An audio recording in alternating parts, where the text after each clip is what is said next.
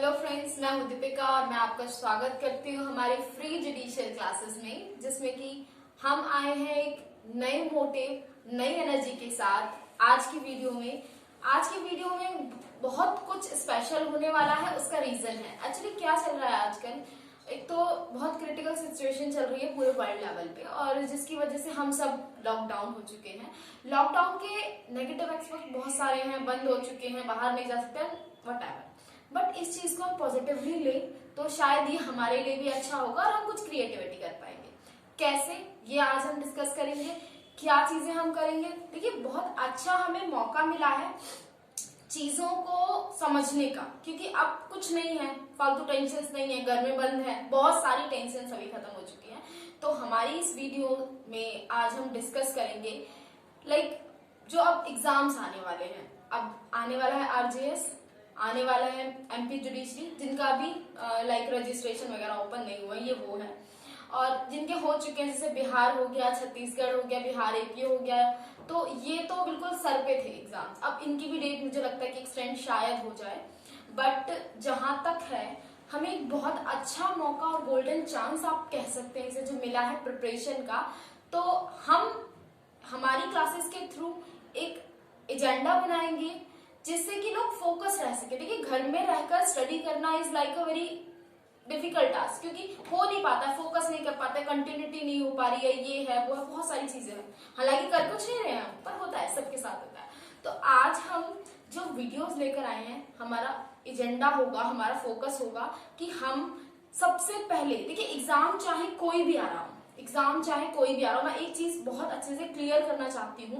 Video थोड़ी लंबी हो जाएगी, उसके लिए सॉरी, बट मैं एक चीज बहुत अच्छे से आप लोगों को क्लियर करना चाहती हूँ कि चाहे कोई भी एग्जाम हो, चाहे आप एग्जाम दे रहे हैं, चाहे एग्जाम नहीं दे रहे हैं, फिर भी being a advocate, being a legal student, आप लोगों को इस चीज का पता होना चाहिए, नॉलेज होनी चाहिए। ठीक है, तो ये हमारे पास एक गोल्डन चांस मिला हमें हमारी नॉलेज बढ़ाने का, और हम हमारे वीडियो के थ्रू आपको फोकस रखेंगे।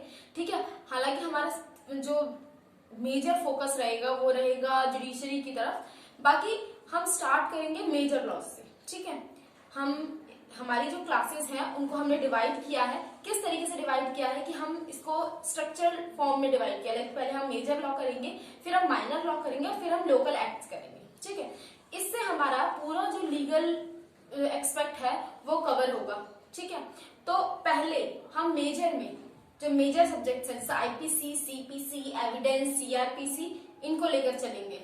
ठीक है, उसके बाद हम माइनर्स चलेंगे और फिर हम लोकल्स चलेंगे। तो हम बात कर रहे हैं आईपीसी की। ठीक है, अब हम स्टार्टिंग करेंगे आज से आईपीसी की। आईपीसी बहुत इंपॉर्टेंट है। आईपीसी सिर्फ इसलिए इंपॉर्टेंट नहीं है कि आप लीगल स्टूडेंट हैं, आप एडवोकेट हैं, आप जुडिशरी प्रिपरेशन कर रहे हैं। आईपीसी इसलिए इंपॉर्टेंट है कि being a citizen of India, आप सबको नॉलेज होनी चाहिए कि कौन कौन से ऑफेंसेस होते हैं, कौन सा एक्ट हम कमिट कर देंगे कि ऑफेंस क्रिएट हो जाएगा, कौन सा एक्ट हम कमिट कर देंगे जिसकी पनिशमेंट इतनी होगी। ठीक है, तो ये सारी चीजें आप लोगों को पता होनी चाहिए। उसके लिए आईपीसी की पढ़ेंगे। आईपीसी जब हम पढ़ेंगे तो हम इसे एक स्ट्रेटेजी के थ्रू पढ़ेंगे। स्ट्रेटेजी के थ्रू कैसे पढ़ेंगे ना, तो मैं बताती हूँ। स्ट्रेटेजी के थ्रू पढ़ना, लेकिन देखिए बहुत सारे ऐसे जुडिशरी के स्टूडेंट्स हैं जो आईपीसी पढ़ चुके हैं, लेकिन जब हम पढ़ रहे होते हैं ना, तब तो लगता है कि हाँ ठीक है, ये भी समझ में आ रहा है, ये भी समझ में आ रहा है, but after 1 month, after 2 month और आफ्टर 6 मंथ सब कुछ ब्लैकआउट हो जाता है, नहीं समझ में आता। अगर प्रैक्टिस में है तो हाँ, कुछ सेक्शंस हमेशा के लिए रट जाते हैं, याद हो जाते हैं कुछ सेक्शंस। बट एक स्मार्ट स्टडी जिसे हम कहते हैं, हम वो स्ट्रेटेजी अपनाएंगे, हम रटेंगे नहीं। देखिए, अगर आप प्री दे रहे हैं, आपको फोकस करना होगा, आपको अपना एजेंडा बनाना होगा। ठीक है, अगर आप प्री अटेम्प्ट कर रहे हैं तो प्री अटेम्प्ट करने के लिए आपको बेयर एक्ट पूरा याद होना चाहिए, पॉइंट्स पर। ठीक है, आपके फिंगर टिप्स पर बिल्कुल अच्छे से। और अगर आप मेंस अटेम्प्ट कर रहे हैं तो आपको याद होना चाहिए पूरा, कोई भी एक टॉपिक है उसकी अच्छी तरीके से, उसकी डीप नॉलेज होनी चाहिए। ठीक है, तो ऑफकोर्स हमें दोनों चीजें ही देनी है, प्री भी देना है, मेंस भी देना है। अब हमारे साथ दिक्कतें क्या आती है कि हम रट तो लेते हैं सेक्शन, लेकिन फिर बाद में हम भूल जाते हैं, यही दिक्कत है। तो हमारी जो स्मार्ट स्ट्रेटेजी होगी वो ये स्ट्रेटेजी होगी कि हम सेक्शंस तो पढ़ेंगे, मेंस के पॉइंट्स ऑफ व्यू से पढ़ेंगे, और इस तरीके से पढ़ेंगे पढ़ेंगे कि हम वापस दोबारा वो सेक्शन हम ना भूलें। ठीक है, देखिए रिवीजन बहुत जरूरी होती है। मैं किसी को घोल के नहीं पिला सकती, कोई भी किसी को घोल के नहीं पिला सकता, है ना। सब कुछ आप पे डिपेंड करता है, आप कौन सी चीज कितनी पावर से लेना चाहते हैं, कितने मतलब अंदर से आपको कितना इंटरेस्ट है उस पर्टिकुलर चीज को लेकर। ठीक है, हम मूवी देखते हैं, बहुत इंटरेस्ट आता है, इसीलिए वो चीजें मेमोराइज जाती है, हम पूरे फोकस होकर वो चीज करते हैं। ठीक है, ठीक इसी तरह जब आप पढ़ भी रहे हैं या आप कोई स्टडी की वीडियो देख रहे हैं, कोई मोटिवेशनल वीडियो देख रहे हैं, कोई ऐसी चीज देख रहे हैं जिसमें आपको बहुत इंटरेस्ट है, सीखने वाली चीज, क्रिएटिविटी वाली चीज, तो अगर आपका इंटरेस्ट है तो वो चीज 1 या 2 बार में आपके माइंड में सेट हो जानी है। ठीक है, और अगर आपको उसमें इंटरेस्ट नहीं है, सिर्फ आप पढ़ने के पर्पज से, ये सिर्फ एग्जाम देने के पर्पज से उसको देख लिया, उसके मोटे मोटे पॉइंट्स आपने जान लिए, दैट्स इट फॉर यू, तो ऐसा लगेगा फिर आपको कि वो चीज, वो डीपली जो होता है ना नॉलेज, वो आपको नहीं मिलेगी, वो चीज बहुत टाइम तक आपको याद भी नहीं रहेगी। तो ये आपका अपना एक वो इंटरेस्ट है कि आप क्रिएट कहाँ कर रहे हो। आपका इंटरेस्ट है तो ही उस फील्ड में जाओ, इंटरेस्ट नहीं है तो मत जाओ, क्योंकि कोई फायदा नहीं है टाइम वेस्ट करने का, कोई फायदा नहीं, क्योंकि टाइम जब निकल जाता है ना, देन वी रियलाइज कि यार हम उसी टाइम ये चीज समझ जाते हैं कि हमारा इंटरेस्ट नहीं है, तो बहुत सारी चीजें हो सकती थी।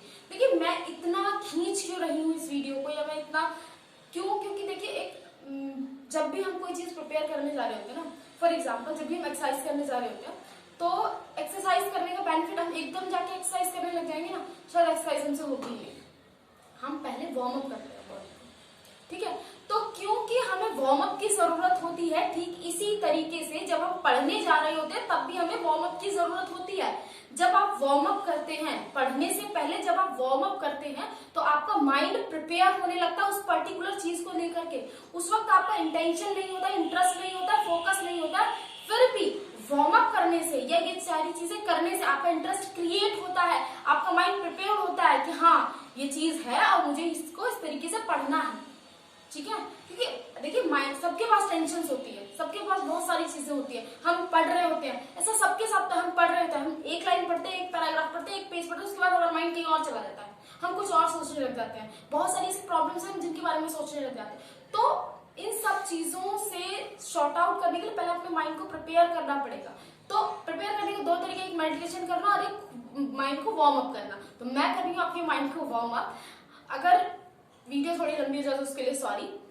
आपके लिए मैं एक चीज और नई लाई हूँ इस हमारी इस सीरीज में। हमारी ये सीरीज जो होगी वो बेसिकली लॉ के ऊपर ही होगी, लेकिन इसके साथ साथ मैं बीच बीच में आपके साथ डिस्कस करूंगी हमारे करंट अफेयर्स। करंट अफेयर्स कैसे, देखो करंट अफेयर्स बहुत वास्ट हो जाते हैं, लाइक कोई भी कुछ भी चल रहा है तो सब चीज की नॉलेज होना बहुत मुश्किल होता है। तो हमारे लीगल टॉपिक को लेकर जितने करंट अफेयर्स होंगे वो बीच बीच में मैं आपको डिस्कस करती रहूंगी।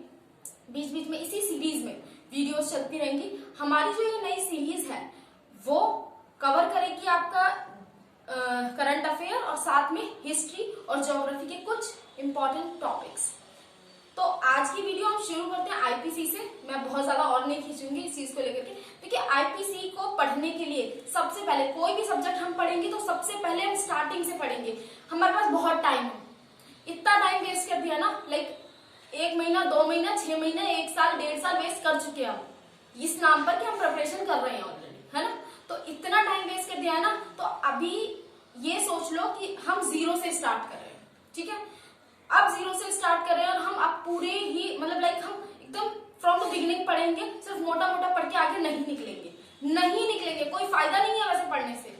हम स्टार्टिंग से पढ़ेंगे, तो क्योंकि हम स्टार्टिंग से पढ़ेंगे तो हम आज पढ़ेंगे हमारा आईपीसी का हिस्ट्री।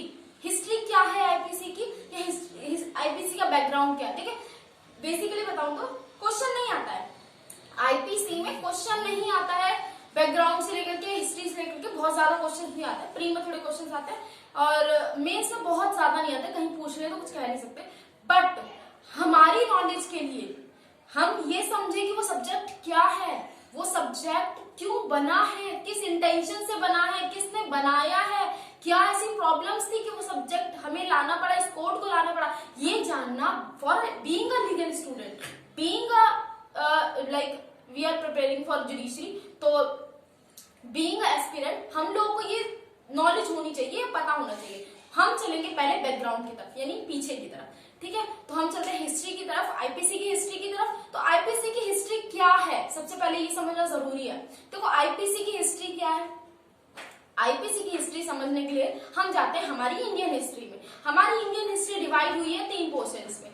पहला एंशियंट, दूसरा मिडिएवल और तीसरा मॉडर्न। ठीक है, अब हम बात करेंगे एंशियंट से। एंशियंट अगर हिस्ट्री की बात करते हैं तो हम वैदिक काल पढ़ते हैं, हिंदू सोसाइटी और हिंदी सिविल जो कम्युनिटी हुआ करती थी वो पूरी हिंदू हुआ करती थी, ये पढ़ते हैं हम। ठीक है, तो उस टाइम के जो क्रिमिनल लॉ हुए थे, यानी आईपीसी बना है 1860 का, आपको ये पता है सबको।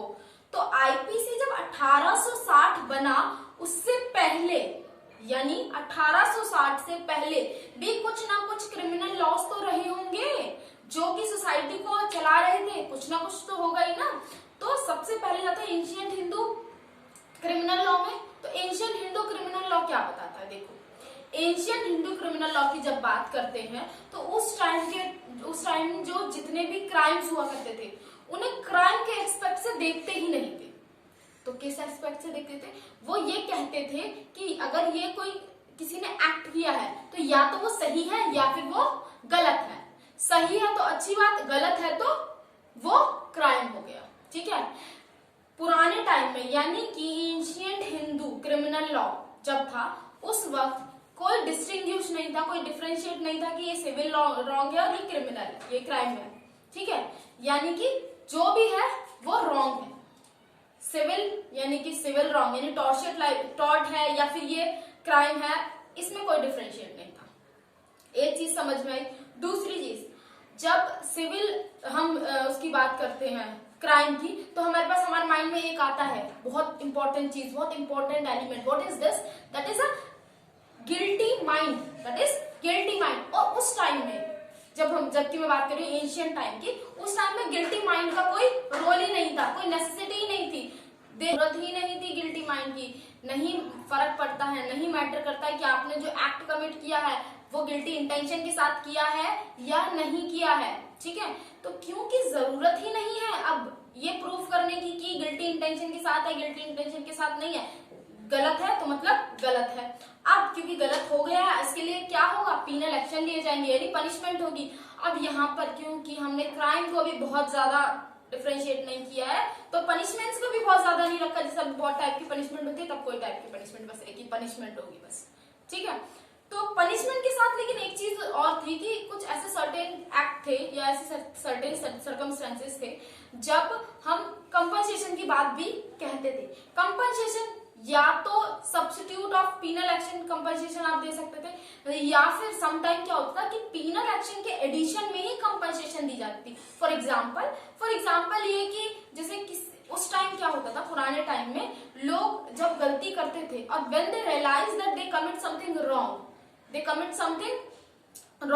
Then they improve itself from like a self realization। वो खुद उस चीज को improve करते थे, कैसे? self realization के थ्रू, पश्चाताप के थ्रू। और जब वो पश्चाताप करते तो उनको मतलब पीनल एक्शन हो गया है, यानी कि उन्हें पनिशमेंट मिल गई है। पनिशमेंट मिलने के बाद भी वो चाहते हैं कि उन्होंने कुछ गलत किया है तो पश्चाताप करे, तो उसे सुधारने के लिए वो कंपनसेशन भी देना चाहते हैं विक्टिम को। तो और कई बार क्या होता था, खुद जो राजा होता था वो ये कहता था कि आप इतना कंपनसेट करो और इतनी सजा दी जाएगी इसको। तो ये चलता था उस टाइम। ठीक है, पनिशमेंट के साथ कहीं कहीं कंपनसेशन का प्रोविजन था, ये चीज बताना चाहती हूँ। इसके बाद क्या हुआ, अब ये पनिशमेंट दे कौन सकता है? तो ये पनिशमेंट दे सकते हैं राजा। कौन दे सकता है? राजा। राजा जो उस टाइम के किंग हुआ करते थे, उनकी ड्यूटी हुआ करती थी कि जो रॉन्ग डूअर है, जो ऑफेंडर है, उसको वो पनिश करे। लेकिन उनके साथ एक दिक्कत हुआ करती थी, क्योंकि यहाँ पर मैंने जैसे स्टार्टिंग में बताया कि अंतर नहीं है कि ये सिविल है, ये क्रिमिनल है। ठीक है, तो प्रोसीजर भी बड़ी दिक्कत होती थी अपनाने में, ये डिफाइन करने में कि इस एक्ट को हम कैसे ले जाएं, हीनियस में ले जाएं, ये बहुत हीनियस सीरियस क्राइम है उसमें ले जाएं, इस क्राइम की डिग्री कितनी है, ये मतलब ये चीज समझने में बहुत दिक्कत होती थी। और क्योंकि जब ये चीज नहीं अंडरस्टैंड हो रही है तो उसको अटेम्प्ट करना, यानी इसको प्रोसीजर लेना कि अब यहाँ पर इसे ये पनिशमेंट मिलनी चाहिए, ये भी रखना बहुत मुश्किल होता था। तो ये बड़ी दिक्कतें आती थी राजा महाराजाओं को। उसके बाद अब आया मुस्लिम क्रिमिनल लॉ। मुस्लिम क्रिमिनल लॉ में क्या होता था? मुस्लिम क्रिमिनल लॉ में ये होता था कि आफ्टर जब मुगल शासन आया तो मुगल शासन पूरा फॉलो करता था कुरान को। ठीक है, कुरान को, हदीस को। तो और जो लॉ इम्प्लीमेंट करते थे वो कौन? काजी करते थे। ठीक है, तो काजी क्योंकि लॉ इम्प्लीमेंट करते थे तो अब इन्होंने क्या किया, क्राइम को डिस्टिंग्विश कर दिया दो पार्ट्स में। इन्होंने किया था, पहले क्राइम डिस्टिंग्विश नहीं था, पर इन्होंने कर दिया क्राइम को दो पार्ट्स में डिस्टिंग्विश, क्राइम अगेंस्ट गॉड और क्राइम अगेंस्ट मैन। ठीक है, क्राइम अगेंस्ट गॉड क्या है, तो क्राइम अगेंस्ट गॉड है कि ऐसा कोई क्राइम जो आपने अपने लिए किया है, दैट इज पाप। जो फॉर एग्जाम्पल ड्रंकनेस, दारू पिया आपने, पिए शराब, आप शराबी आप अपने को नुकसान पहुंचा, तो ये क्राइम अगेंस्ट गॉड है ना। तो ये क्राइम अगेंस्ट गॉड है, मतलब इसमें आप किसी और को नुकसान नहीं पहुंचा रहे हो। एडल्ट्री कर रहे हो, एडल्ट्री में आप किसी को नुकसान नहीं पहुंचा रहे हो, लेकिन आप एक पाप कर रहे हो, तो ये क्राइम अगेंस्ट गॉड है। ठीक है, दूसरा क्या था, crime against man. Crime against man यानी कि लाइक मर्डर हो गया, थेफ्ट हो गया, रॉबरी हो गया। इसमें क्या है कि आप किसी को नुकसान पहुंचा रहे हो, किसी को इंजरी पहुंचा रहे हो, किसी की प्रॉपर्टी को, किसी की बॉडी को इंजरी पहुंचा रहे हो, तो वो पर्टिकुलर क्राइम किसी इंडिविजुअल के अगेंस्ट है, that is crime against man. ठीक है, इनकी पनिशमेंट भी ऐसी होती थी, अगर क्राइम अगेंस्ट गॉड है तो कम्युनिटी को राइट है पनिश करने का, और अगर क्राइम अगेंस्ट मैन है तो इंडिविजुअल को राइट है पनिश करने का। ठीक है, अब यहाँ पर दिक्कत ये आती थी, यहाँ पर दिक्कत ये आती थी कि जो इनके कोर्ट्स हुआ करते थे, मुगल कोर्ट्स जो हुआ करते थे, मुगल दरबार जो लगा करते थे, इनमें being a civilised society in laws को इम्प्लीमेंट करना बहुत मुश्किल था। कैसे मुश्किल था मैम, तो फॉर एग्जांपल मैं बताती हूँ। देखो जैसे मुस्लिम्स में क्या हुआ करता था कि जिन्होंने इस्लाम को कबूल किया वो इस्लामिक हो लिए, और जिन्होंने इस्लाम कबूल नहीं किया वो काफिर हो लिए। काफिर हो लिए मतलब क्या है कि वो लोग कैसे हैं, दगाबाज हैं, धोखेबाज हैं, इनकी नजरों में वो गलत है व्यक्ति है। तो अब जब मुस्लिम कोर्ट्स में, यानी कि जब ये मुगल शासन चल रहा था, उनके दरबार में एविडेंस देने का टाइम आता था, तो हिंदू जो है वो एविडेंस नहीं दे सकता था। ठीक है, तो क्यों नहीं दे सकता था, क्योंकि वो एलिजिबल नहीं था एविडेंस देने के। तो इस तरीके से लॉ को, अगर हिंदू और मुस्लिम के बीच में डिस्प्यूट हो गया है, तो अब इस चीज को प्रूव कैसे करेंगे हम, तो अब इसको प्रूव करने में बड़ी दिक्कत होनी है। तो इन सब चीजों को स्टैब्लिश करने में बहुत दिक्कतें आती थी। अब इसके बाद हिंदू क्रिमिनल लॉ, मुस्लिम क्रिमिनल लॉ, इसके बाद आया English criminal law. English criminal law क्या था, और ये बड़ा इंपॉर्टेंट है इंग्लिश क्रिमिनल लॉ, इससे आते हैं बड़े सारे क्वेश्चंस।